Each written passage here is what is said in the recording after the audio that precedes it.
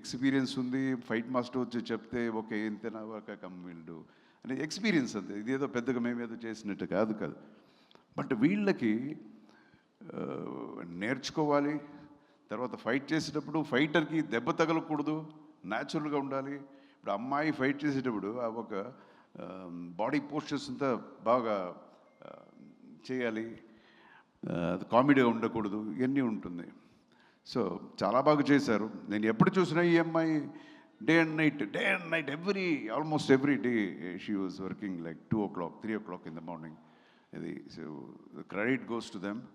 నిజంగా మీరు పిక్చర్ చూసిన తర్వాత తెలుస్తుంది నేనేం మాట్లాడుతున్నానని.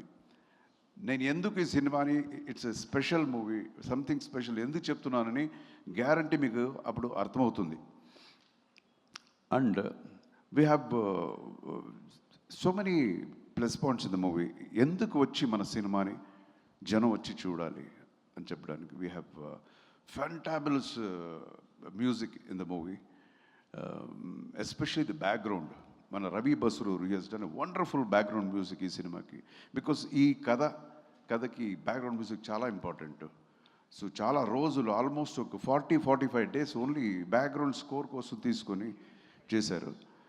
So and again every aspect, every technical issue in the film, camera Arun అని అందరూ ఆల్ యంగ్ టీమ్, చాలా కంటెంపరీ లైటింగ్ చాలా బాగా చేశారు అది. అండ్ ద ఫైట్స్ చేసాము, చాలా సినిమాలో ఫైట్స్ చేసాము. బట్ ఒక్కొక్క సినిమాలో కూడా ఏదో కొత్తగా ఏదైనా వస్తుందో అనుకుంటాం. బట్ ఈ సినిమాలో ప్రభు అని ఒక ఫైట్ మాస్టరు నన్నే డిఫరెంట్గా నాకు చూపించాడు.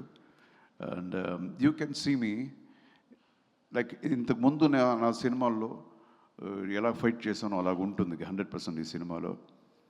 And again I'm reintroduced as a protagonist in this film.